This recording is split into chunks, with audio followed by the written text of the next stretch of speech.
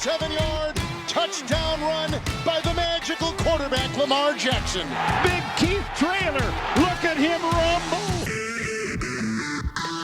Into week 4 then, and after a shocking performance last week, there's going to be changes in certain quarters of the NFL this week. No, not the Broncos having 70 stuck on them by the Dolphins. It's Keno. He's gone. He's out. We've had enough. Bye. This is not Detroit, man. This is the Super Bowl. Touchdown! No! No! 24-yard attempt. Oh, he hits the upright. It's no good. Derek Johnson, the all-time leading tackler in the history of the Chiefs. And he misses it. That's impossible. The Cardinals have knocked the Vikings out of the playoffs. Yeah, no Big Dave this week. All will become clear in the next few minutes, but essentially we've relegated him to the practice squad. So just the Manchester crew this week. He's forgotten more about the NFL than the rest of us can remember, and there's so much knowledge in his brain, it's forced all of his hair to fall out. Look, it's Ravens fan Dan Horton. How you doing? You okay? Yeah, I'm good, mate. You? Yeah, very well. Good stuff. We've got our favourite bits of the week on the way, a full preview of the games through to next Thursday, a look at our stock market game and where you might like to spend your hard-earned cash with a bit of a flutter. It's all coming up. Right, yes. So let's address the elephant in the room, or not in the room, as the case may be. Dave Keane. What? I can't say that. Well, I can't say what. He would say worse if he was here. He hasn't got a big nose. Yeah, no, we've banned him. He's got a funny nose. We've banned him. I listened to this audio earlier, and I was ready to take the mickey, and then I heard him, and I thought, no, actually, it's absolutely fair. Here's why Dave's not with us. Hey all, Liam rightfully to keep me off the pod. I don't blame him. Too obsessed with the Vikings. All the other teams are rubbish. Yeah, that explains it then, really. Yeah. Yeah, he's not feeling so hot, so get well soon, Dave. So essentially it means it's you and me, which, if I'm being honest, means that we're going to get through a right lot more than we normally do, which would be great. And also, it's going to be really friendly. There's going to be nobody being antagonistic. Yeah, there is that. And every other team's going through. It's week 4, so every other team's got injuries. So and they're having to go to the practice squad. So we'll do the same. We'll cope. Right, let's talk about what we've spotted in the NFL this week. I'll go first, and it's Taylor Swift spotted in the NFL this week. But yeah, I think for me, the big realization was watching Patrick Mahomes doing his post-match media and being genuinely excited that Taylor Swift was at the game, and it made me realize just how much of a superstar that woman is. It is incredible. He was so excited about the fact that she was going to be at the after party, and I even love the way that Travis Kelce dropped this into conversation with Patrick Mahomes during the week, where he basically turned around and went, yeah, I think she's coming this weekend, and just walked off. At which point, if you're Patrick Mahomes, who clearly is a little bit of a Swiftie, goes, I'm not. Oh, you should be. Maybe I should be. Maybe this will get you in. Maybe this might be my entrance point to Taylor Swift. Yeah. Incredible, isn't it? It's phenomenal. And to be fair, all summer, all off season, she's dominated NFL stadiums. I think she's done her performances. I mean, she does 4-hour live shows going through her full repertoire, 57, 58 songs. It's some show. That tour, I looked this up earlier, tour has done $1 billion. That's $1 billion tour. And they've just released it, they've just announced it's going to be released in cinemas, and it's got the biggest advance sales since Star Wars, just to see a video of the concert. It's phenomenal. And, you think about these players as megastars. Travis Kelce isn't the biggest star in his own stadium anymore. Neither was Patrick Mahomes, because when she was at Arrowhead, they had to buy tickets to go and see her. And he couldn't get backstage to meet her, and that's how it all started, apparently. He tried to give her a friendship bracelet. She was too busy after the show to see him, and then he sort of reached out as an apology and was a bit embarrassed by his brother on his podcast to say, so what happened? Wow. He said, I made her a friendship bracelet, she wouldn't see me. That's how it all started. And they got together. Now, whether it's a bit of a scam or not, I don't know, but, it's great. But it's not just, you talk about Patrick Mahomes. Who's the most miserable person in the NFL? Bill Belichick. Yeah. Right? Even he's talking about it. He's a Swiftie. So he come out in the summer and was saying, fair play to her, because she did Gillette. He said, I've never seen a performance like that. Wow. And then he said, Travis Kelce made some great catches. This has been the greatest catch he's ever made. Even Bill Belichick. That's a great line. So, that's a great line. It is. And he's a bit well rehearsed, but she is phenomenal. His shirt sales have gone up 400%. Travis Kelce's in a week. Just because she was at the game, 400%. Just because she's associated with him. And he's got 300,000 extra followers on Instagram. Just because the Swifties are now looking to see who he is, and it was the most watched game. I think it was the most watched game of the week when people realised she was there. We're doing this wrong, aren't we?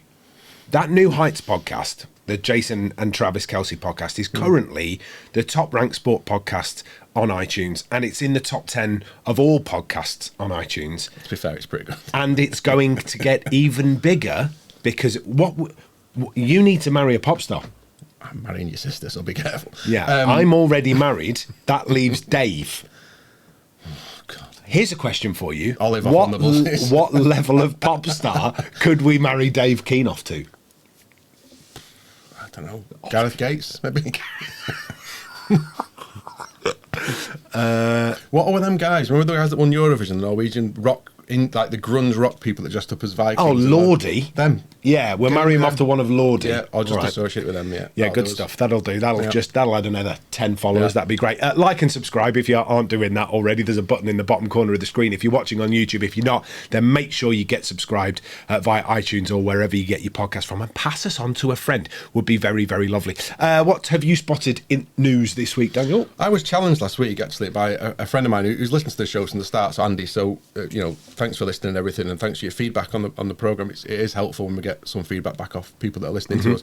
He's a Raiders fan. We've known each other for a few years. He's a bit grumpy because the Raiders are gash, and I've been telling the Raiders are gash for a long time. Yeah. But he pulled me up last week because in the Raiders-Steelers game, which we did predict correctly, I said, they've got Max Crosby, who's good. They've got Devon Allen, who's very good. And he said, how dare you say Matt Crosby's only good? He's an elite pass rusher. And I was like, okay, yeah, he's probably an elite pass rusher on your team.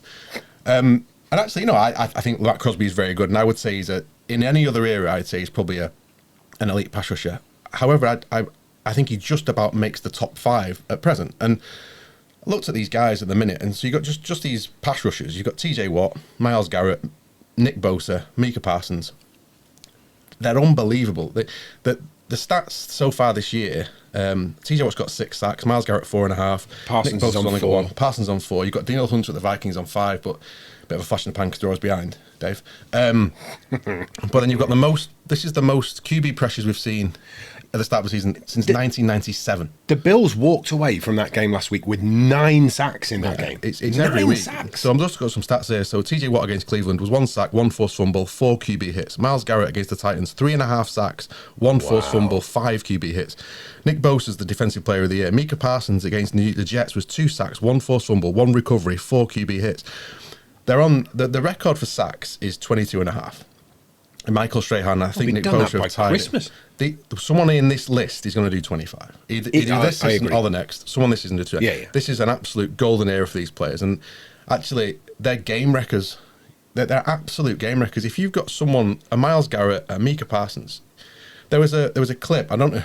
We probably can never show it, but Myles Garrett was playing against the Titans on Sunday, and he's lining up to rush the passer. The Titans bring in 2 tight ends to cover him, to block him. Yeah. Right. As he moves across the line, they follow him. They're playing man-to-man coverage. 2-on-1. On offense.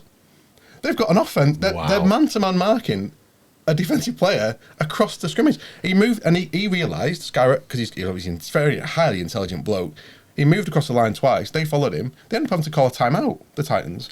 Because they're so far out of position They couldn't get the play off because they knew what they were doing.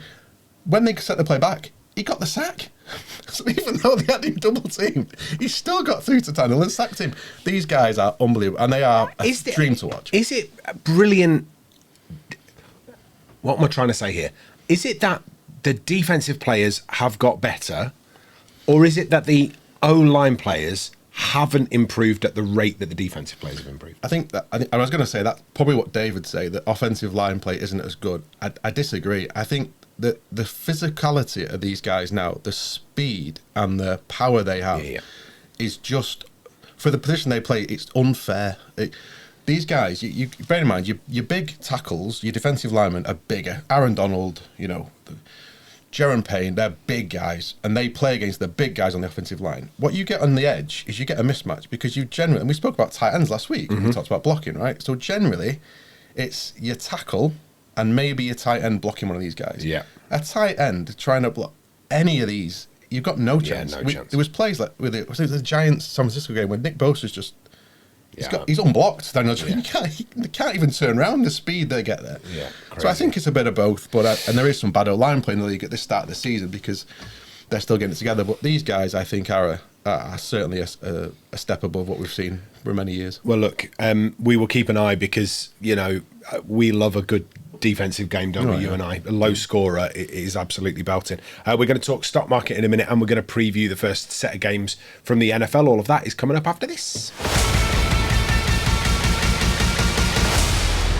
Right, so as you know, Utter Punt is sponsored by enzonkit.co.uk, and they are a brilliant kit supplier. They do pre-love stuff, they do slightly old stuff, and they're fantastic. They're such wonderful people. Got a base over in America. They've got a base in Southampton, which you'll hear from Renee in a minute, is where she currently is as she prepares for the games this weekend. Unfortunately, Renee is a Denver Broncos fan. And it's interesting that her and Dave aren't here, isn't it? Yeah, it's interesting. Is absolutely right. The Broncos got absolutely pumped by the Dolphins, and Renee sent us 2 videos that you'll be able to watch on YouTube in the podcast, and 2 bits of audio that we've taken from those videos. For those of you that don't watch on YouTube, you actually listen in the normal way. And we couldn't use the first one because Renee was so cross. We've had to use the second one where maybe things had calmed down a little. Okay, I think I've calmed down just a little bit now. I am now in the Enzon Kit shop in Southampton, UK, and we're preparing this week to go to the Jacksonville Jags game versus the Atlanta Falcons, and we like NFL cosplay. So maybe you'll see us. I will be dressed as Falcons, and Simon will be dressed as Jacksonville Jags, and we also have a couple of extra guests with us, so there will be 4 of us dressed up, and hopefully you can spot us. And if you do go to the games and want to save 10% off of any gear that you get for the games, you can go to enzonkit.co.uk. All the kit for all of the 9 teams coming to the international games this year are 10% off, and then you can save an additional 15% if you use coupon code PUNTS. So we won't talk about what crap the Chicago Bears versus Denver Broncos game is going to be this week, because we know it's probably going to be one of the worst games in the history of NFL. So I'll be tuning in, but I don't expect you to. Okay, take care. I mean, Renee's done the preview for us on that one. I don't think we need to go any further. Hopefully it's not a Sky game, so we don't have to talk about it. Jeez, it's going to be a shocker. Cannot wait to see just how bad that's going to be. Enzonkit.co.uk. Use the code PUNTS at checkout to get an extra 15% off on top of the 10% that you get off if you wanted to pick up some gear ahead of the Wembley game this weekend, which we will preview for you a little bit later on. Stock market. We had another piece of feedback in one of the YouTube comments this week asking us that whether or not we could re-explain what this little stock market game is. And actually what we're going to do is we're going to come up with a proper explainer video for you a little bit further down the track. But just to give you the heads up, essentially at the end of the regular season, the end of last season, teams were ranked first place Kansas City Chiefs all the way down to the bottom 32nd place with the Chicago Bears, and everybody had a finishing position. So we thought to ourselves, what we need to do is pick 3 teams that we think will finish in a higher position than they finished last season, and 1 team that we think will finish lower than they did last season. So I picked my teams, you picked your teams, Dave picked his teams and did a really terrible job of it. So bad, in fact, that he's currently in 3rd place on +5 points. I'll go into the maths for you, but it's too boring, essentially. He's managed to get 5 points. You get a point for every position higher that your team finishes if you've predicted them to finish better, and a point for every position lower they finish if you've predicted them to get worse. I'm currently in 2nd place on a respectable +14 points, 3 times the amount of points that Dave has got. And Dan, you're currently 3 times as many points as I've got on 52. And namely because the Vikings are shit. I did tell you they were going to be shit. Yeah. It wasn't a surprise. I mean, dreadful. I think all of my notes are over on the side. So if you're wondering what I'm looking at, Essentially, 23 points of your 52 have come from the Vikings being worse. This game's really straightforward. And 21 points of your 52 have come from the Atlanta Falcons being so much better. So essentially, long and the short of it is that, Dan, you're very good at this game. It's maths, isn't it? So you'd expect me to be all right at it. But it was basically, my theory was, pick a team that didn't make the playoffs that you think will, and pick a team that did make the playoffs that you don't think will. Yeah, and I picked the team that finished bottom, thinking that they can't finish anywhere near the bottom again, and Chicago Bears turn out to be just as shit as they were. So, Do you know shall we the move best on? thing about the Dolphins-Broncos game? I know we don't review it, but Mike McDaniels used to be their ball boy. He was the ball boy at the Broncos. I am making a note. Started out. I am making a note immediately. You don't need to go any further. Okay. Sorry. Okay, good stuff. We will leave that right there because we're definitely coming back to it at some stage, and you can make a decision on when you think we're coming back to it. You can already hear him laughing because he's had a look at my laptop. Right, let's start with the preview, shall we? It is your Atlanta Falcons at the Jacksonville Jaguars, Wembley Stadium, 2:30 on Sunday. This has got the potential to be, it had the potential to be a really good game. And then the Jags lost back-to-back, and they just don't look anywhere near the team that I thought they were going to look. And for me, huge shock that they lost to the Texans. I think that's fair, and I think you're right. I think they flattered to deceive. They should have beat the Chiefs in week 2. They had the chances to beat them, and I think they'll be okay. And they always lose to the Texans. It's one of those weird division games. So it's a bit like the Steelers always beat the Browns. The Patriots always beat the Jets. The Texans always give the Jags a really close game. This game for me, and I think it will be a good game. I think you've got two very contrasting styles. The Falcons just want to run the ball, and the Jags just want to pass the ball. But for me, it comes down to you've got the Jags who have got a really good QB, and the team aren't playing very well. Yep. And you've got an Atlanta Falcons team where the team's playing really well, and the quarterback's letting them down. Yeah. And got sacked 7 times last week. Yeah, and I think he's got away with a few that could have been intercepted when he has thrown the ball. So teams are stopping Atlanta running the ball. They're stopping Bijan Robinson. They're stopping Tyler Algier. They're trying to stop them running, which is a bit like what teams are doing to the Jets. So they're moving up. They're putting pressure on. They're forcing Atlanta to try and throw the ball and put it in Ridder's hands. And he's a bit boom or bust. Let's be fair. Coming into the season with just him was always going to limit them a little bit. He can run, but if the box is stacked, there's not much room for him to run. So he's having to use his arm. It's not really going that well for them. So that it makes them a bit one-dimensional. That said, their running game can be amazing, and the Jags' run defense isn't very good. This is interesting. I've got this note written down that actually, if you get it right against the Falcons, you can negate that rush offense. Yeah. However, I'm not sure the Jags are capable of doing that, although they did hold Houston to 3 and a bit of carry. So they got beaten through the air against Houston, really. Yeah, and there was a pick. As the Jags kept coming back in that game, they kept getting to one score, and then they got it to one score, and then the Texans returned a punt. The heaviest player ever to return a kickoff return, all the way back, scored a touchdown. That put them 2 scores behind again. Then they went down the field, scored again. Then they threw a pick 6. So they went back to 2 scores behind. They just couldn't quite get out their own way. Yeah. They were the better team by far. The Jags, I think they outgained them. So I think the Jags are unflattered, and I think the Falcons are maybe a bit flattered. Yeah, okay, that's fair. Trevor Lawrence has not necessarily been firing the way that we normally expect him to as well. He's had back-to-back sub-90 passer ratings. Back-to-back losses have come from those sub-90 passer ratings. Is that him? Or is that his O-line not giving him the protection that he needs to get the ball away? I bet the O-line that they haven't really protected him well enough, or as well as they were last year, and it's a bit of a letdown because they finished last year like they would look like they're going to be a really good side this year. I think they're also trying to force it a little bit. So they got Calvin Ridley in, and he had a great week 1, and it all sort of flowed for them. But they went away from what worked well last year. They had Travis Etienne in the backfield. They've got Christian Kirk, Zay Jones, and they were a decent attack last year. I think it's looked like the last couple of weeks they've tried to force it to Ridley a bit too much, and he's been out of the game for 18 months, so it's going to take him time to come back. I'd like them to sort of step him out of the game plan a little bit, and go to the other guys and just to get him into the routine rather than trying to force it, because it looks a bit obvious as to where he wants to put the ball, which these defenses see that. They might be forced into running the ball a bit more, the Jags, this week. So. I think Harrison is their right tackle is questionable, isn't he? Came out of the game with an injury, and that, you know, if you know that your right tackle's not there giving you the protection that you need, it might all of a sudden force you into rushing a little more than you were doing. And I think the Falcons' defense is okay. It's certainly better than it was, but it's not good. It's probably not top 15 in the league.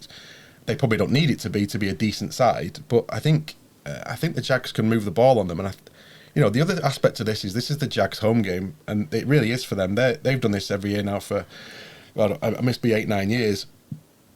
And this year, actually, they're here for 2 weeks, which is the next step in the evolution of maybe a British franchise. Okay, so this is the first time they're playing at home this week, and then they're playing the Bills again next week. So they're staying here for 2 weeks, 2 consecutive games.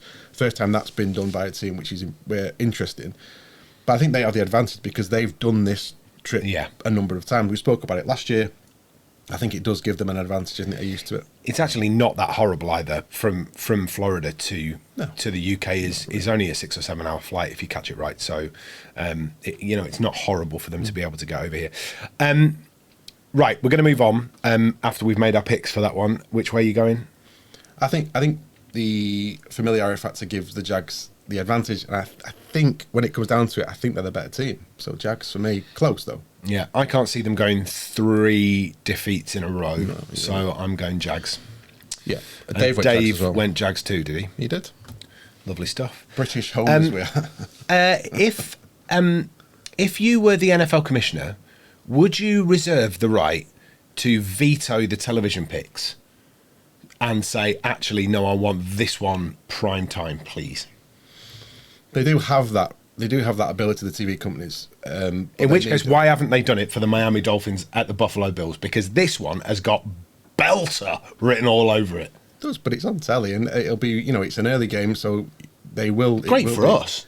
It's fantastic for us. Maybe they are doing it for the Sky, because it's, Sky do invest a lot of money in the NFL. So, but no, it's there are some good late games, but they can't. You can't just keep messing about with the schedule. These teams need to know when they're playing and what have you, and the time that they're playing. Yes, this game could have been flexed maybe later in the year. It would have been, if this is week 15, 16, 17, 18, where they've got the right to flex these games, they certainly would flex this. We've got Thursday night, we've got the bloody Commanders and the Bears. I mean, they haven't got the choice to change these things all the time, otherwise they would, trust me. But listen, we get to watch the next game, and that's phenomenal, isn't it? Orchard Park is the venue. It will be the 6 o'clock game on Sunday the 1st. Is this Buffalo's defense versus the Dolphins' offense? Yeah. Is that where the game is won and lost? This will be where it's run, and a little bit the other way, that if the Bills' defense can keep them in it enough, will Josh Allen not make the mistake that will kill the Bills? Because in tight games, he's not been an advantage. Listen, the Bills are a bully. I describe this game as, when you see magpies attacking a buzzard in the air. So you got like 10 or 15 magpies flying around this big bird. Yeah. And at any one time, the buzzard could just whap him with his wing. But he doesn't, because it's a bit too big and they never get him on the ground. This is what this is like. It's the speed and organisation and this scheme of the Dolphins versus the big bad bully that the Bills. And that's what it comes down to, is can the Bills grab hold of this Dolphins team and batter them? Or will the Dolphins just be that elusive? Because it's not just that, they have got a lot of speed, but it's the scheme. The way he's getting these players open is phenomenal. And a lot of talk was about Matt McDaniels when he left San Francisco as this offensive guy. But actually, he was in charge of the run game at San Francisco. He was a specialised run schemer. Yep. And you can see, there was some of the gaps in that Broncos line I could have run through. Yeah. It's incredible. So, listen, the Bills are much better than the Broncos, and they're better than the Chargers on defense. The numbers are inflated, but I'll read them to you. I'll read them to you anyway.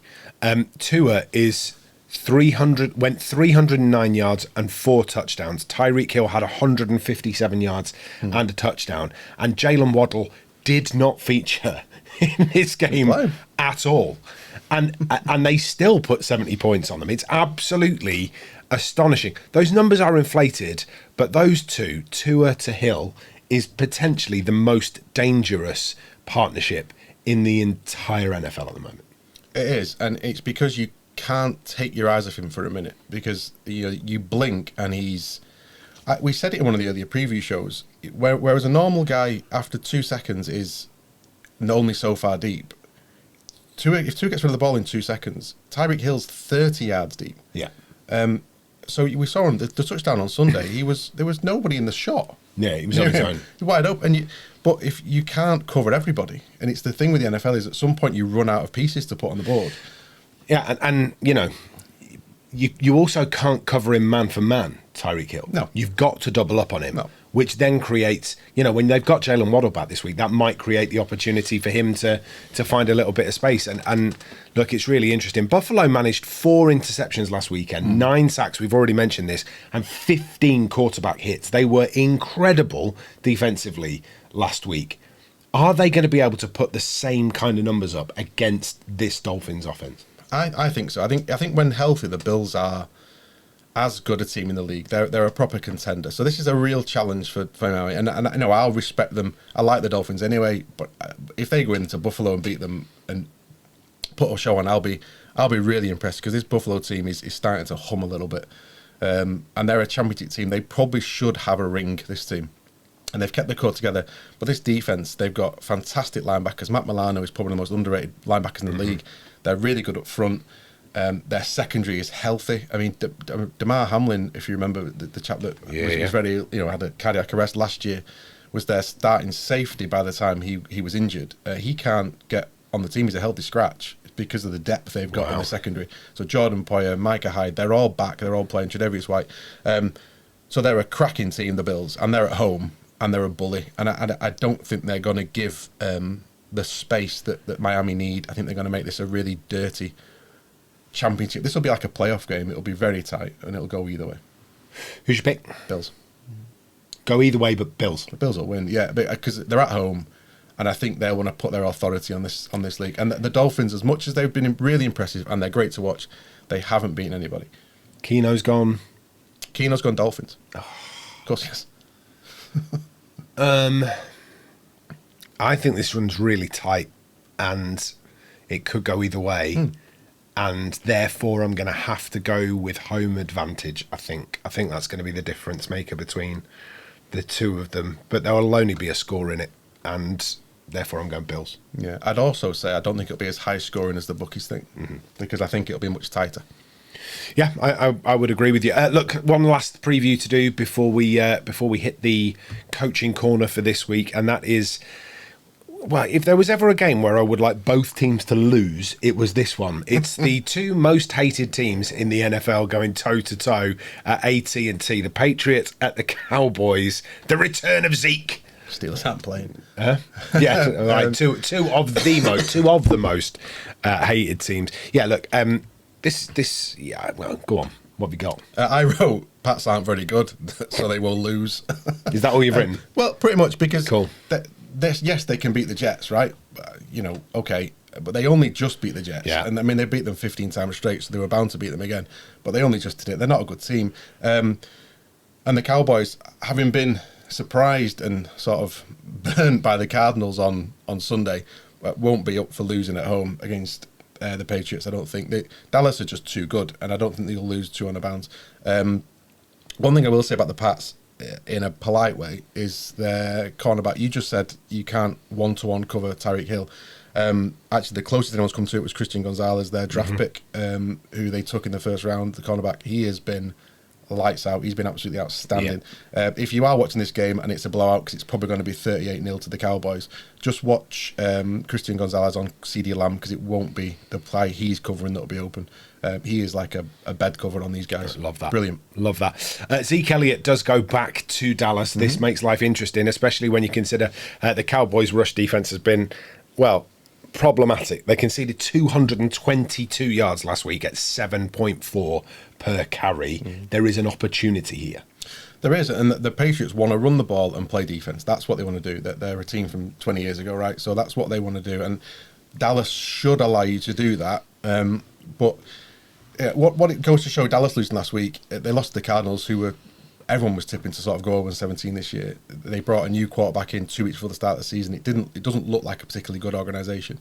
But what it shows is that in the NFL, it's not like any other sport. And why we like it is that if you are only at 90% any team can beat you, because they are very proud men. They're very athletic. They're very fit. They're very healthy, and they can come up with a game plan. And if you're not at it, they will punch you in the mouth. The Patriots are not going to do that to the Cowboys. I just can't see it. The Cowboys are bigger. They're stronger. They're faster. They've got more of a point to prove, because ultimately the Pats can probably afford to lose this game and still be okay. Or still be where they would be anyway, and the Cowboys can't afford to lose it because the Eagles let that run away. So for me, it's all points to the star. But I do think you're right. Zeke being back will be interesting. But if he was any good, would he still be in Dallas? Yeah, fair enough. My point. Look, well, let's not over-egg the pudding. Who are you going with? Dallas. I'm also going with Dallas, and Dave's going with Dallas. Yeah, I mean, it would be absolutely daft not to. On the way, we will look at even more games, and we've got Coaching Corner coming up as well, all after this.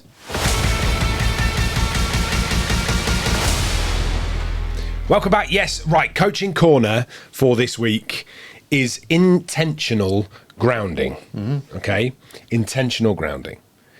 The reason that I came up with this, saw it in a game, one of the TV games this week, where it might have been Kirk Cousins actually, looked to throw the ball away, looked like he got the ball away, but it landed somewhere where there wasn't anybody, and it was called as intentional grounding.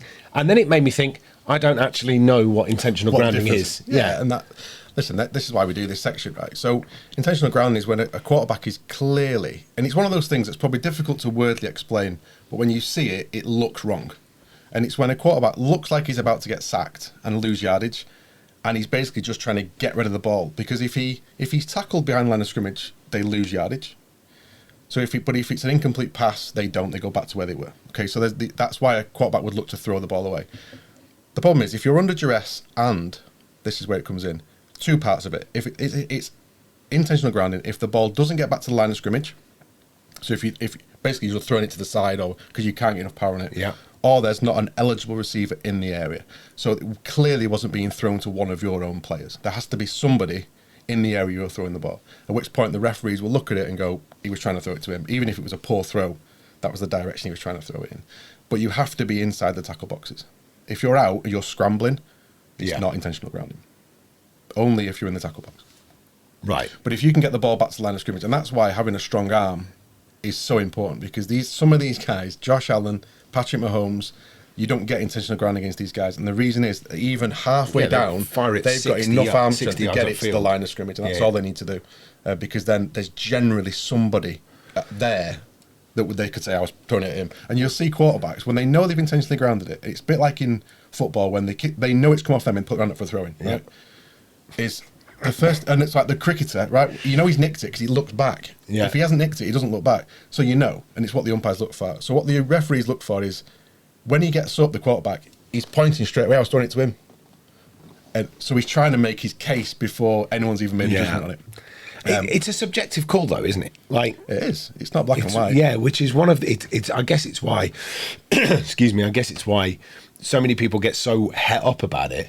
Is because, it depends on how it looks to you on the field as an official, with maybe not the clearest view of what's going on. That's one of those decisions that I guess in UK football we would be sending to VAR to make the final decision. Yeah, and then you're trying to make a rule that makes it a rule, and then something else happens and it greys it a little bit.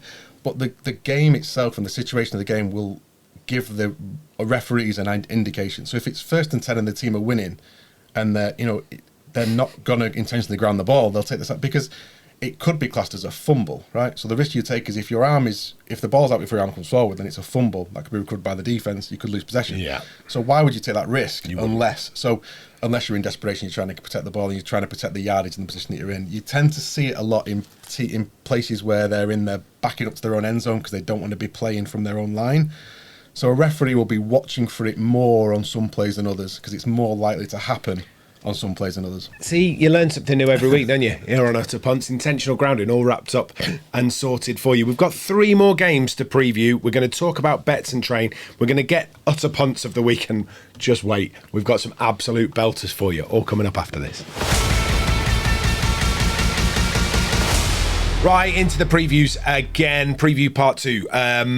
Late game Sunday. Chiefs at Jets at MetLife. One of 2 games at MetLife in back-to-back days this week, which should be a lot of fun. Jets and Giants both playing at home. The Jets have looked pretty good defensively. The Chiefs have looked very good offensively. And again, I've kind of picked out the Chiefs O-line and the Jets defense as essentially where it's won and lost on. Yeah, the biggest question is, will Taylor Swift be at this game? That's what I want to know. Where's her gig?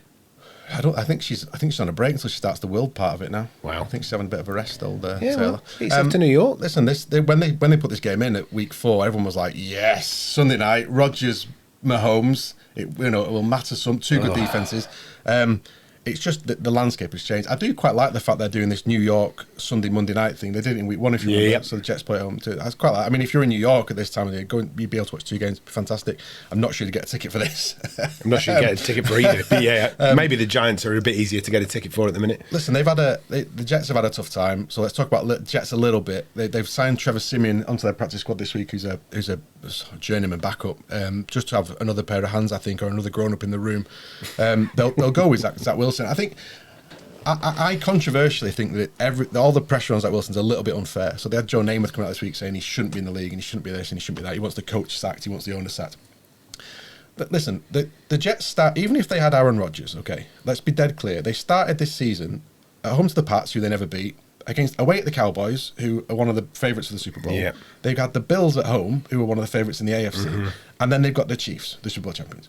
So let's be dead right that even with Aaron Rodgers, what they're going to be, 2-2? Yeah, you'd maybe. probably take it, right? You'd take they're 1-2 right now, and they've not had Aaron Rodgers. So is it the end of the world? No. They've got a much easier part of the schedule to come, but it was always a tough start. Should they throw the baby out with the bathwater and play Trevor Siemian? No. He's awful. We know he is no good. And he's not had any time with the offense. It's also desperately unfair on Zack Wilson, who hasn't actually been that horrible and was not anticipating playing a minute of football this season. And let's have it absolutely right. Aaron Rodgers went down after 3 plays. Mm-hmm. Zack Wilson's Jets beat the Bills, right? And I know it was a punt return. I know this, that, the other. Listen, win's a win. The Bills are a bully. You don't beat the Bills easily, and he did. So I think he deserves a chance. Yep. That's me personally. What I do also think is I don't think the Jets' defense, it has been good, but it needs to be great for this team to be good. And it hasn't been. It's been better than average maybe, but not brilliant. And it needed to be a top 3 defense, and it's not. And if it does play like a top 3 defense here, they could cause trouble for the Chiefs. They've got the best corner trio in the league, hands down. Okay, Gardner, Reed, and Carter. I'll take that.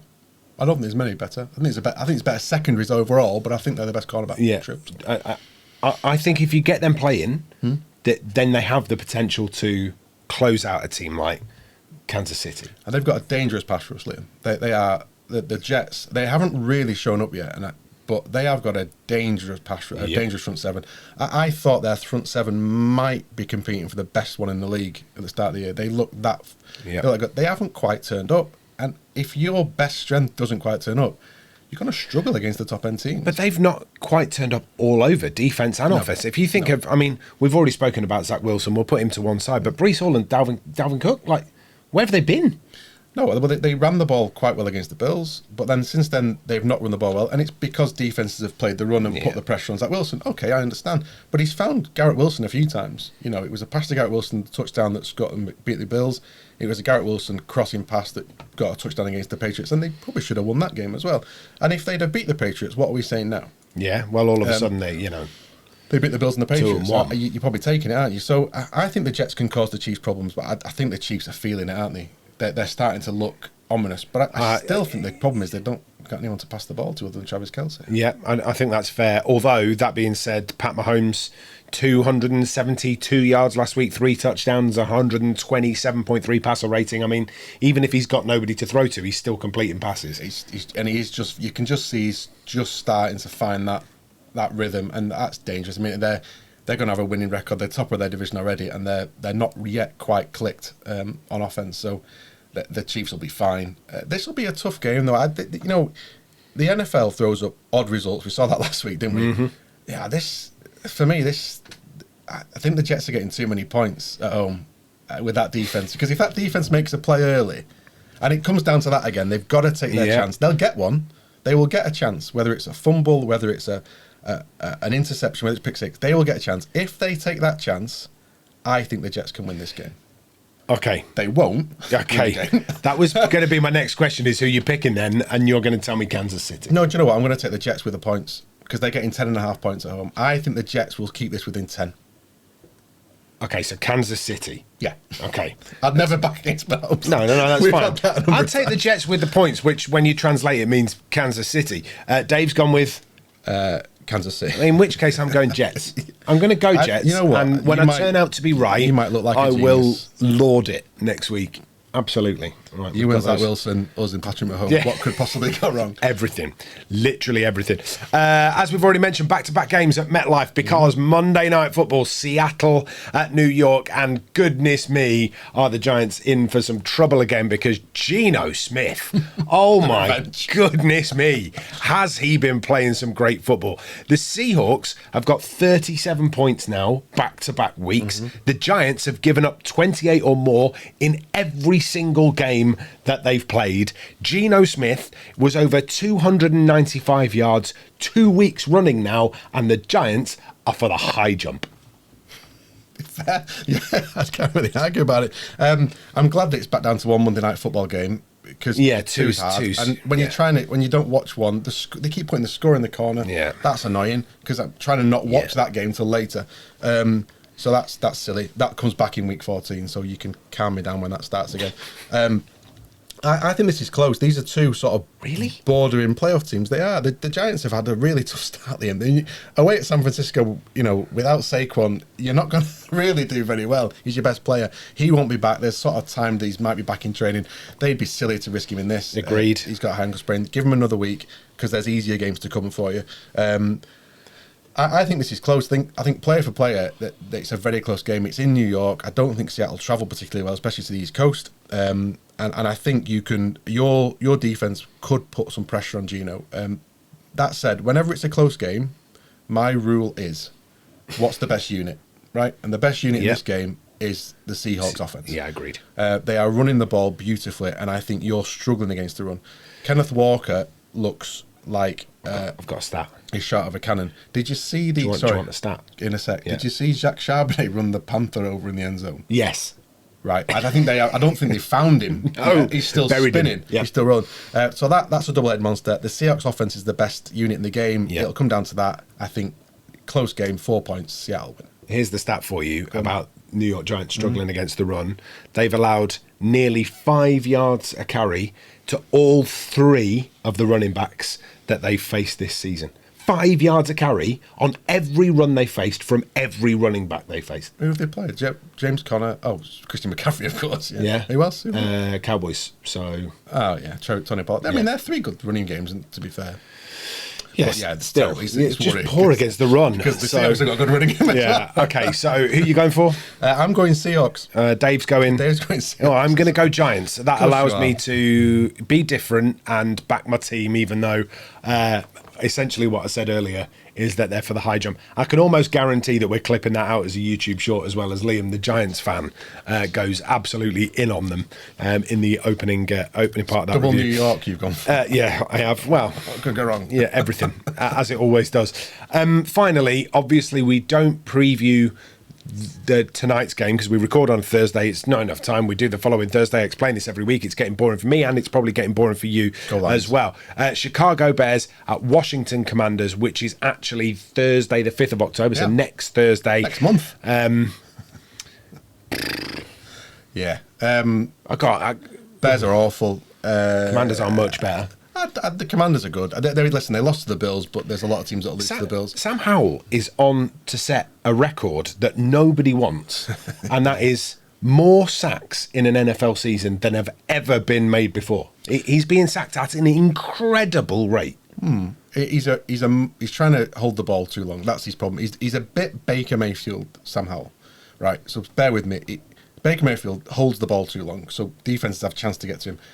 But he can make spectacular plays. And Sam Howell is very much the same. He'll learn. but he's a bit more athletic than Baker, and he moves a bit better than Baker. And I think he'll be okay. I think he'll grow into the position. But I think when they're down, like they were down against the Bills, he's just going to keep throwing the ball. So yes, they're going to have more turnovers because he's just launching it downfield. I don't think that's who the Commanders are. I think in a tight game, the Commanders are a good team, and I think they'll beat some good teams this year. They'll certainly beat the Bears because we could put a team together. I could probably beat them on my own. The Bears. I mean, you won't want to because they're your team. But Well, we've already decided that it's the New York Jets, actually, isn't it? It seems to be bagging them every week. And I'm really impressed with the Commanders' front line. I know if you take the Bills game out of it, there's going to get anomalies in this season in the NFL. But take their line out. Their line is starting to come healthy. They're starting to look good. I like Ron Rivera. I like Terry McLaurin. I like the fact he's got a quarterback that can get the ball to him. I think the Commanders will drop an absolute bomb here. Easy. So you're going Commanders, yeah? Easy, yeah. Dave's gone Washington. Commanders. I mean, you can't. I mean, said I'm going to say the Bears just to wind Liam up and then change my mind. But he's gone Washington. I'm in a really difficult position here because if I choose the Commanders, these two will say that I'm trying too hard to deflect the fact that I like the Bears. And if I pick the Bears, they'll tell me that I'm a Bears fan. So actually, I'm going to call it a tie. Okay. I mean, if any game was likely to be a tie, yeah, this looks. I'm calling it. This is in the tie zone. I'm going tie. Okay, I'm going tie. Listen, man, if you're right, that is that is one we'll clip. If that comes up, it's definitely being clipped up. Right, we're all sorted. That's all of the picks done. We are going to do bets. Are we talking about the train? Yeah, well, listen, Dallas. I mean, if you want to come at me, fine. But if you're going to say that you didn't think Dallas would beat the Cardinals and score enough points, then you're an idiot. So I'm not going to listen to you. We'll get it back. Listen, we had a win in the second week, so we're not actually behind. We're level, so we'll just start again. And all right. We're going 2-1 this week. So that works. Get your bet in a minute. Let's get Keno's bet because, from his sick bed, he sent us this. I love this. So, yeah, bet of a week. Again, I just want to run with the trebles at the moment. I still don't know where the league is at. I'm still trying to work it out. I know Dan's confident that he's got everything pieced together for this year, but I just think that there's a lot that can change and probably will change sooner rather than later. So, sticking with my touchdown scorers, Justin Fields, he said this week that he needs to go out and play as himself. I think that'll involve him scrambling to get a touchdown because he's not going to do too great throwing the ball at the moment, I'm afraid. He just doesn't seem to be throwing with anticipation. There's Calvin Ridley of the Jacksonville Jaguars, who has been disappointed the last 2 weeks, had a really good week one. And I can't help but feel I think Doug Pederson will understand the importance of the psychology of the situation. And make sure that they actually do get him some kind of touchdown this week. And at the moment, his odds are a little bit further out than I think they should be. So those two are the doubles 5-1. Here's the kicker. If you want to throw this in, feel free. I quite fancy this, though it's not a sure thing, obviously. But Sam Howell of the Commanders, who's going up against the Eagles, I think they're going to struggle to score in the air against the Eagles. And I can see him having to scramble as a quarterback for a touchdown in this game. He's actually 4-1, so if you combine those on one of the websites I just looked at, you get 29-1. So yeah, best of luck. Do whichever way you want, double or treble. But hopefully, if it comes in nicely, then that should be decent for you. Thank you. Right. So, when you're not feeling very well when you've got your first job and you're like 20 years old and maybe you've been out for one beer too many and you phone work and you put on The Voice. Yeah, even if you've got your leg. Yeah. So you put on The Voice. I'm really not feeling very well. Just play the beginning of that clip again and listen for the sniff. So, yeah, bet of a week again. He's clearly putting it on. He's just, I'm not feeling very well. Woe is me. I've hurt my foot. What's wrong with your voice then? Oh dear. Right, you can get on that if you fancy any of Dave's picks. What have you gone for this week, Dan? I think he's on the right track with that. But I do think maybe on Thursday night, Fields and Howell both to score might be the best bet. But that's next week. I like his. I'm going a bit simpler. So mine's about 2.5, 3-1. So it's the Bengals to beat the Titans. I think the Bengals showed they're a class team on Monday. They beat the Rams. The Titans are awful. I've got the 49ers there at home to the Cardinals. The Cardinals will make a game of it, but the 49ers are outstanding, and they're going to put more than 23.5 points, so that's the bet. And the Chargers are playing the Raiders. Now, the Chargers can't win many games. They can certainly beat the Vikings, but they're scoring over 20 points in every game they're playing. So the Chargers over 21.5, and that treble plays just under 3-1. Nice. Right. You know what time it is, don't you? It's time that we hear this hooter, which means it is time for our Utter Punt of the Week nominations. This is where we give you a name of somebody that has been a bit of a villain this week in the NFL and therefore could be up for the prize of Utter Punt of the Week. Dan, who have you gone with? Right, mine's a bit long-winded because I've been glad we've saving come this to you one first. up for a few years now. I'm just going to sit back and watch you go. 18 months at least. Mac Jones. Wow. Mac Jones. You are garnering a reputation, shall we say, for being a bit of a petulant child. What you're not garnering a reputation for is being a decent quarterback. You had an excuse last year. They tried to fiddle the rules like they always do, the Patriots, and they brought you in an offensive coordinator that wasn't offensive coordinator, Matt Patricia. So we all gave you a bye. But you were a petulant child last year. You were kicking out at players when you were sliding for extra yards, trying to get them flagged. You were walking off, throwing your helmet on the sideline, petulant. This year they brought in your college coach, Bill O'Brien, and guess what? More of the same. You still can't put the ball down the field. You're still not playing very well. And now you're making gestures that punching offensive players in their private parts and then flopping to try and get them flagged when they react to you. Just focus on trying to throw the ball to one of your own team. Utter punt. I think it's solid. Thanks. I think it's solid. Should we get Sicklet? Should we see what he's got? See what he's got for us. So my Utter Punt of the Week is the crowd at US Stop. Is he getting worse? Have we checked on him last hour? He sent all of these videos at the same time, but he's got progressively worse in each one. Start that again. He sounds so bad. So my Utter Punt of the Week. It's like he's dying. Somebody just send Dave a text. We'll do that. You listen to this. So my Utter Punt of the Week is the crowd at US Bank Stadium for chanting "Spike the ball" whilst Kirk and Kevin O'Connell wasted 23 seconds off a clock between them, and apparently that was caused by the crowd chanting "Spike the ball." Great work, KOC. Great work, Kirk. So yeah, my nomination for Utter Punt of the Week is everyone at US Bank Stadium who's chanting "Spike the ball," unless people think that might not be a rational way of describing quite what went on there. Thanks. Is it not Kirk Cousins for not spiking the ball? Yeah, I think so. That's what he's done. Spike the ball, No, he doesn't. Oh, I love him. I absolutely love him. Get well soon, Dave. We hope you're back with us next week.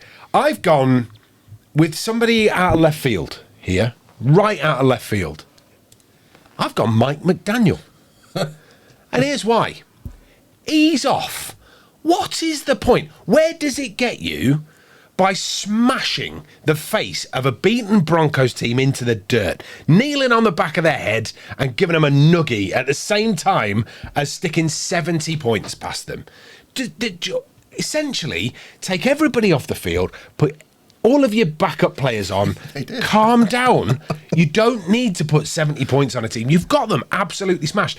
Now, you mentioned something earlier about him formerly being a ball boy at the Broncos.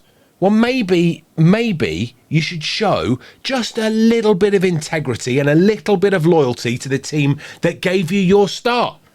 He did. So no, he did put 70 points on him. The record in the NFL was 72.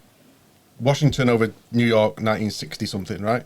So he had the chance, and they had the ball at the 30 with 3 minutes left. He could have kicked a field goal, right, to break the record, and he chose not to.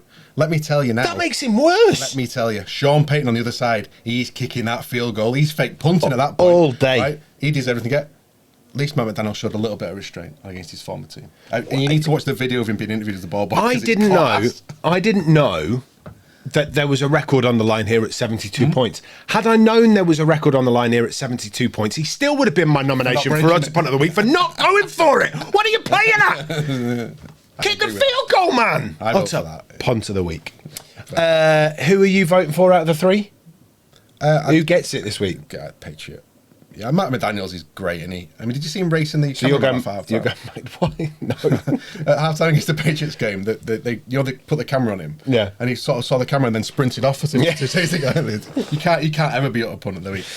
I'm voting for myself. I think you're going Mac Jones. Yeah, and I think he needs to sort himself out. And I'm going Mac Jones as well, because I can't vote for Keno having a go at Kirk Cousins for he's having a go at the crowd. Spiking the. I didn't understand. So I'm going Mac Jones. Look, this has been Utter Punts. We will be back with you next week. Stick with us on YouTube all through the week for plenty more shorts content from the podcast. And don't forget, like, subscribe, and tell a friend. We'll see you next week.